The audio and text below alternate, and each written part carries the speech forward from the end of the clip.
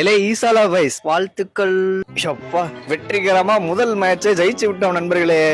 ஜெயிச்சுட்டீங்க. இந்த வருஷம் உங்களுக்கு வந்து கோலாகலமாக ஸ்டார்ட் ஆகிருக்கு. நான் வர டெம்ப்ளேட்லாம் எடுத்து ரெடியா வச்சிருந்தேன். சரி வாட்ஸ்அப் ஸ்டேட்டஸ் போட்டு விளையாடுவோம் அப்படின்னு. பாதி மேட்ச் கழிச்சு பார்த்தா KKR படுக்க போட்டு பண்ணிக்கிட்டு இருக்காங்க. என்ன இந்த ஓவர்லயே வந்து மேட்சை முடிச்சிட்டாங்கன்னு சொல்லி யாரும் ஓவர் ஹைப்ல ஆக வேணாம் நண்பர்களே. இவங்க இப்படியே மேட்சை முடிக்கும் போது திடீர்னு எனக்கு 2023 நடந்ததெல்லாம் கண்ணு முன்னாடி வந்துட்டு போச்சு. பட் டீசெண்டா விளையாண்டாங்க. நான் போன வருஷம் சொன்னதே தான் இந்த வருஷம் சொல்றேன்.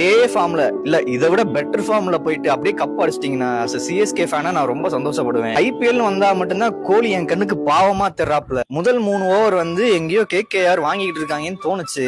அப்படியே 10 ஓவர் கழிச்சு பார்த்தா போய்கிட்டே இருக்காங்க. குருணால் பாண்டியா வந்து ஒரு 2 விக்கெட் எடுத்து கொடுத்துட்டாப்ல. அதுக்கப்புறம் தான் நிம்மதியாவே இருந்துச்சு. அதுக்கப்புறம் கட் பண்ணா RCB பேட்டிங். கோலி ப்ரோ டீமுக்காக அவரோட கேப்டனும் நல்லா விளையாண்டு கொடுத்தாங்க. அதனால இன்னொரு உம்மா வந்து உனக்கு இனாமியா. ஆனா இந்த வருஷம் RCB வின் பண்ணணும்னு சொல்லி நான் வேண்டிக்கிட்டு இருக்கேன் நண்பர்களே. ஒரு வாட்டி அவங்க கையில கப்பா கொடுத்துருங்களேன், அவங்க மூஞ்சில சந்தோஷத்தை பாத்துருவோம் அப்படின்ற ஒரு நல்ல எண்ணம். உங்களுக்கு எந்த டீம் பிடிக்கும்னு சொல்லி கமெண்ட்ல சொல்லிருங்க. RCB பிடிக்குன்னா ரெட் கலர் ஹார்ட்டை போடுங்க, MI பிடிக்குன்னா ப்ளூ கலர் ஹார்ட்டை போடுங்க, CSK பிடிக்குன்னா எல்லோ கலர் ஹார்ட்டை போடுங்க. போயிட்டு வரேன்.